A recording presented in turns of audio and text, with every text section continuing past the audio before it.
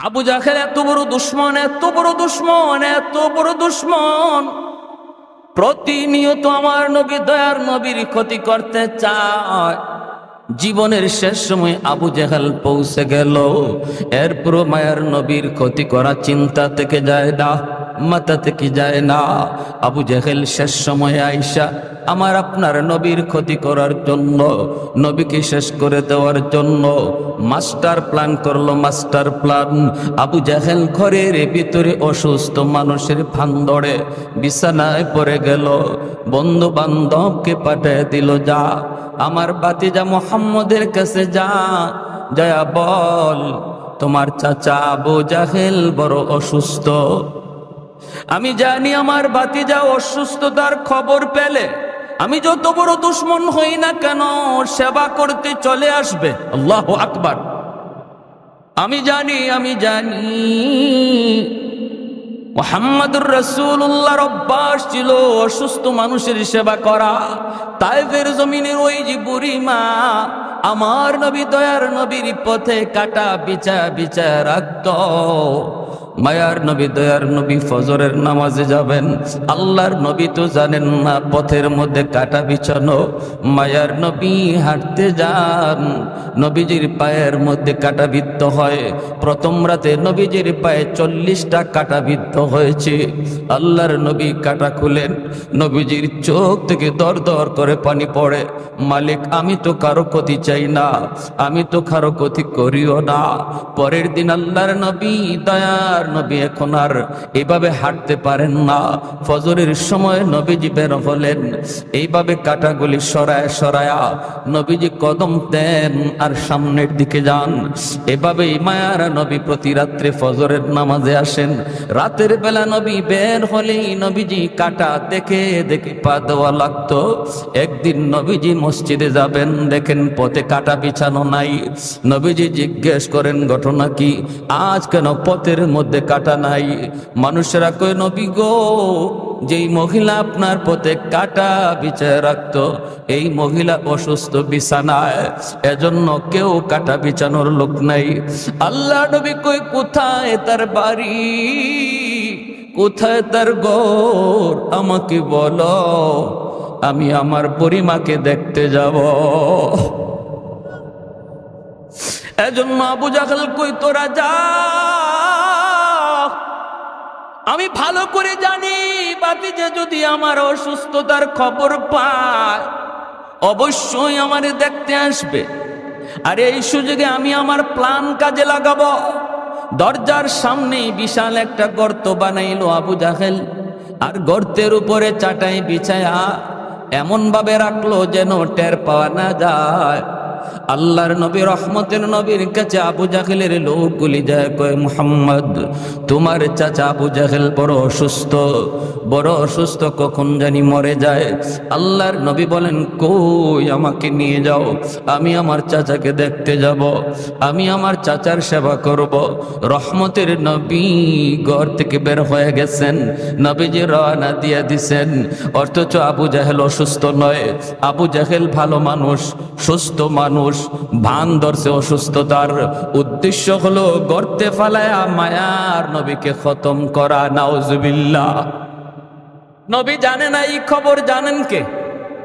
আরেকটু জোরে বলেন, জানেন কে? গায়েবের খবর জানে কে? আল্লাহ নবী, রহমতের নবীকে আল্লাহ যদি জানায় নবী জানে, নতুবা নবী জানে না, ঠিক কিনা? নবীজি বের হয়ে গেছেন, নবী বের হয়ে গেছেন, নবী জানেন না, কারণ আল্লাহ জানাই নাই। এজন্য নবী বের হয়েছেন আবু জাহেলের সেবা করার জন্য। সামনের দিকে আগাইতেছেন। আল্লাহ পাক রব্বুল আলামিন জিব্রাইল আমিনকে কই, জিব্রাইল, তাড়াতাড়ি করে আমার বন্ধুর কাছে যাও। আমার বন্ধু তো উদার দিলের মানুষ, কখনো দুশ্মনের দুশ্মনী মনে রাখে না। আমার বন্ধু তো উদার দিলের মানুষ, কারণ আমার বন্ধুকে তো আমি রহমত বানায় পাঠাইছি। দুশ্মনের দুশ্মনী আমার বন্ধু ইয়াদ রাখে না। আর কিছুক্ষণ গেলেই তো আমার বন্ধু গর্তে পড়ে যাবে। আবু জাহেল গর্তে ফালে আমার বন্ধুরে খতম করতে চায়।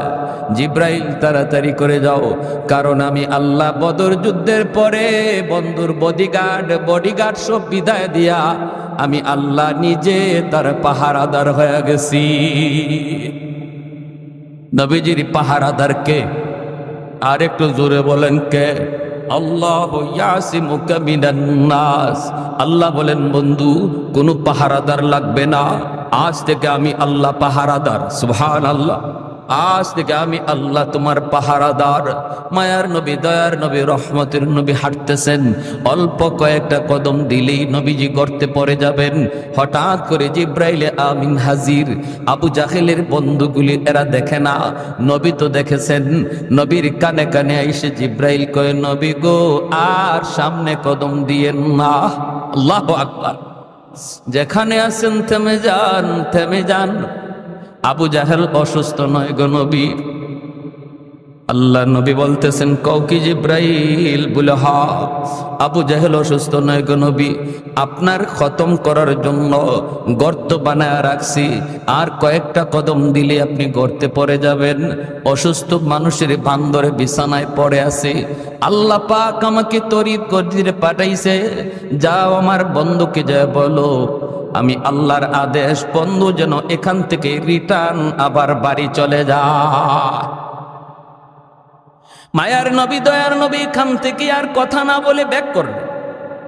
আবু জাহেলের লোকগুলি কয়ে মুহাম্মদ যাবা না। নবী কয়ে না না আমি যাব না। কেন? নবী কোনো কথা বলেন না, চলে গেলেন। কলিজার ভিতরে ব্যথা। আমি আমার চাচাকে বড় দিল নিয়ে উদার মন নিয়ে দেখতে আসলাম, আমার চাচা বুঝি আমাকে হত্যা করতে চায়। চাচা বুঝি আমাকে হত্যা করতে চায়, হত্যা করতে চায়, আমার ক্ষতি করতে চায়। নবীজি রিটার্ন চলে গেলেন। আবু জাহেলের লোকগুলি দৌড়ায় আবু জাহেলের কাছে গেল, যা বলতেছে উস্তাদ আর ঘুমায় থাকা লাগবে না, ঘুম থেকে উঠে যাও। কেন? কয় তোমার ভাতিজা আসে নাই। কস কি তোরা? বলে হ আসে নাই। কেন আসে নাই? কয় জানি না, আসছিল তো আসছিল, আর কয়েকটা কদম দিলেই গর্তে পড়ে যেত, কিন্তু জানি না কে তারে কি বলল। ওখান থেকে রিটার্ন চলে গেল, গর্তে পা দিল না। আবু জাহেল লাফ দিয়ে উঠছে ঘুম থেকে, কই রে আমার ভাতিজা কই? কই আবু জাহেল দৌড় দিছে। দৌড় দিতে যাইয়া নিজেরই খবর নাই, গর্ত বানায় রাখছে, নিজের গর্তে নিজে যাইয়া দপাস করা পড়ছে।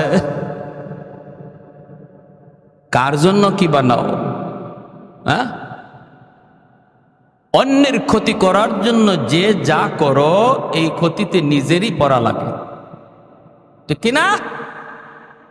আল্লাহ নবীকে যে গর্তে ফালাইয়া হত্যা করতে চেয়েছিল, এই গর্তে নবী পড়লেন না, যে বানাইছিল হে নিজেই পড়ল, ঠিক কিনা? তাহলে আমরাও কি মানুষের ক্ষতির জন্য কোনো ফাঁদ বানাবো? মনে রাখবেন, ভালো করে ইয়াদ রাখবেন, চিরন্তন সত্য, যে যার জন্য ফাঁদ বানাইবা এটা তার জন্য না, নিজের জন্যই বানাও, এটা নিজের জন্যই বানাও। আল্লাহ নবী তার হাদিস শরীফে বলেন, যে মানুষটা মানুষের মন্দ গায়, মানুষের দুশ্চর্চা করে, আল্লাহ তারে এই দোষে দোষী না বানাইয়া তারে মরণই দিবে না। তুমি যার দুশ্চর্চা করো এই দোষে তোমারে দোষী না বানাইয়া আল্লাহ তোমার মৌত দিবে না। কত বড় কঠিন কথা! অতএব সাবধান, মানুষের দুশ্চর্চা, মানুষের ক্ষতি করার চিন্তা জেহেন থেকে, ব্রেন থেকে সরাও, কারণ এই ক্ষতিটা নিজের কপালেই থাকে, দুদিন পর আর আগে এটা আমার জন্যই ধার্য থাকবে। আল্লাহ নবী তো চলে গেলেন, আবু জাহেল দৌড় দিল ভাতিজা কইয়া, নিজেরই হুঁশ নাই, গর্তে পড়ে গেল। গর্তে পড়া মাত্রই আল্লাহ পাক গর্তকে নির্দেশ করে, এরে গর্ত একটু ভালো করে বলো, তোমার খালিক আর মালিককে? গর্ত কয় মালিক, তুমি তো খালিক। জাননি তোমার পেটে কে পড়ছে? আমার দুশ্মন, আমার বন্ধুর দুশ্মন। তুমি যতটুকু গভীর ছিলা, দুশ্মন লয়া আরো গভীর হয়ে যাও। হুকুম মানবে কার? কার হুকুম মানবে? আল্লাহর হুকুম। মুসা নবী পার হয়ে গেলেন ঠিকই, ফেরাউন দলবল লইয়া নদীর মাঝখানে গেল। আল্লাহ বলে, এরে নীল দরিয়ার পানি, বলতো দেখি কার হুকুমে চলো? আল্লাহ তোমার হুকুমে। কি করা লাগবে শুধু বলো। আল্লাহ বলে, মুসা পার হইছে, তুমি রাস্তা করে দিছো, এখন দুশ্মন তোমার মাঝখানে, আর রাস্তা নয়, পানি মিলে যাও। সাথে সাথে দরিয়ার পানি মিলে গেল, আর ফেরাউন তার দলে বলে ডুবে মরল। পানি কার কথা শুনে? জোরে বলেন। আল্লাহর কথা শোনা মাত্রই গর্ত আরো বেশি করে গভীর হয়ে গেল, গভীর থেকে গভীর হয়ে গেল গর্ত। এইবার আবু জাহেল গর্তের ভিতর থেকে ডাক দিয়া কয়, আমাকে তোরা তাড়াতাড়ি করে তুল। এখন বন্ধু বান্ধব হাত বাড়ায়, আবু জাহেল নাগাল পায় না। লাগাল তো পাবেই না, কারণ যেমনটা বানাইছিল এমন তো আর রয় নাই, ঠিক কিনা? যেমনটা বানাইছে এমন তো রয় নাই। হাত বানাইছে, হাতে লাগাল পায় না। আবু জাহেল কই, কিরে ঘটনা কি? আমি তো এত গভীর গর্ত বানাই নাই। রশি লাগা, রশি রশি পালাইছে, রশিতেও লাগাল পায় না। কোনোভাবেই আবু জাহেলকে লাগাল পায় না। আবু জাহেল গর্তের ভিতর থেকে কয়, তোরা কিছু না বুঝলেও আমি সব বুঝে গেছি, কারণ মুহাম্মদকে যে জানাইছে হেই আমারে গাতায় ফালাইছে, ঠিক কিনা? মুহাম্মদকে যিনি জানাইছে তিনি আমারে ফালাইছে। অতএব যদি বাঁচতে হয়, উঠতে হয়, তাড়াতাড়ি করে আমার ভাতিজা মুহাম্মদের কাছে যাও। আমি এত গভীর গর্ত বানাই নাই, মুহাম্মদ ছাড়া আমাকে কেউ তুলতে পারবা না। দৌড়ায় তারা গেল নবীজির কাছে, যে বলতেছে, মুহাম্মদ, তোমার চাচা আবু জাহেল গর্তের ভিতরে পড়ে গেছে, এখন তারে গর্ত থেকে তুলতে হবে। আল্লাহর নবী, দয়ার নবী বলেন, কও কি তোমরা? বলে, হ, গর্তে পড়ে গেছে। কোথায় গর্ত? কয়, তার দরজার সামনেই ছিল। এই গর্তের খবর নবী জানেননি না জানেন না? জানাইছেন কে? গর্তের কারণেই তো নবী ফিরে গেলেন।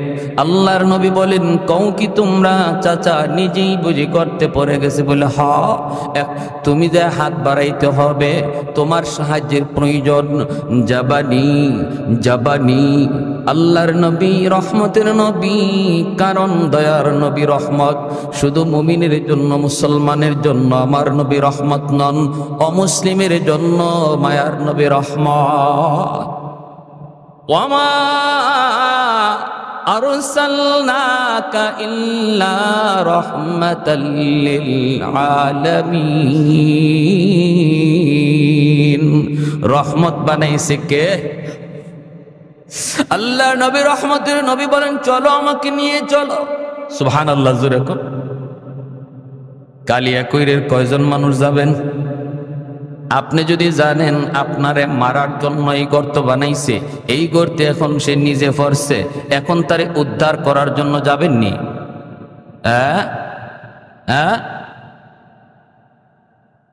আরো কি কইমু? কইমু কামের কাম হইছে, ওর কাম এটার যোগ্য ছিল, ও কবরে গেছে, ভালো হইছে, এখন উপর থেকে মাটি দিয়া লাও, ঠিক না? ও কবরে গেছে, ভালো হয়েছে, ওর এখানেই যাওয়া দরকার, এখন উপর থেকে মাটি দিয়া লাও, তে তো কাম সারে। আমরা হইলে এই কথা বলতাম। আহা, ওয়া ইন্নাকা লাআলা খুলুকিন আযীম। আল্লাহু আকবার। আল্লাহ বলেন, বন্ধু আমি তোমাকে খুলুকে আযীমের অধিকারী বানাইছি। খুলুকে আযীম কাকে বলে? কেউ যদি খারাপ আচরণ করে, খারাপের বদলা খারাপ দিয়ে দেয় না, বরং খারাপের বদলাটা ভালো দিয়ে দেয়, আবার তার জন্য আল্লাহর কাছে হেদায়েতের দোয়াও করে। সুবহানাল্লাহ। লাউ কানা মূসা হাইয়ান লাত্তাবা'নি, নবী বলেন উম্মতের দল, আজ যদি মূসা নবী দুনিয়ায় থাকতেন আমি নবীকে তিনি ফলো করতেন। নবী বলেন যদি আজকে আগেকার নবীও দুনিয়ায় থাকতো নবীও আমি নবীকে ফলো করত। অথচ আজকে মুসলমান তুমি আজকে ইহুদিদের ফলো করো। ইহুদিরা যেই নবীর নবী মানে, আমার নবী বলেন এই নবী থাকলেও তোমার আমার নবীকে ফলো করে চলতো। সুবহানাল্লাহ। তুমি আজকে খ্রিস্টানদেরকে ফলো করে যুবক, কলিজায় ব্যথা, কোথায় রাখি যন্ত্রণা, কোথায় রাখি দুঃখ। আজকে খ্রিস্টানদেরকে তুমি ফলো করো, খ্রিস্টানরা যারে নবী কয় ঈসা নবী। আমার নবী বলেন ঈসা নবীও যদি আজকে দুনিয়ায় থাকতেন ওই নবীও নিজের মতো চলতেন না, তোমার আমার নবীর ফলো করে চলতেন। আর তুমি কারে ফলো করো? তুমি কারে ফলো করো? তুমি কারে ফলো করো? আজকে মুসলমানের ঘরে যদি আমার নবীর আদর্শ থাকতো, মুসলমানের সিরতে সুরতে লেবাসে লুবাসে আখলাকে আচরণে যদি আমার নবীর আদর্শ থাকতো, মুসলমান এত অশান্তির আগুনে জ্বলতো না। গড়ে অশান্তি থাকতো না, সমাজও অশান্তি থাকতো না, দেশও অশান্তি থাকতো না। আল্লাহর নবী রহমতের নবী, তিনি তো বের হয়ে গেছেন। ভালো করে নবী জানেন আবু জাহেল এই গর্ত নবীকে মারার জন্য বানাইছিল।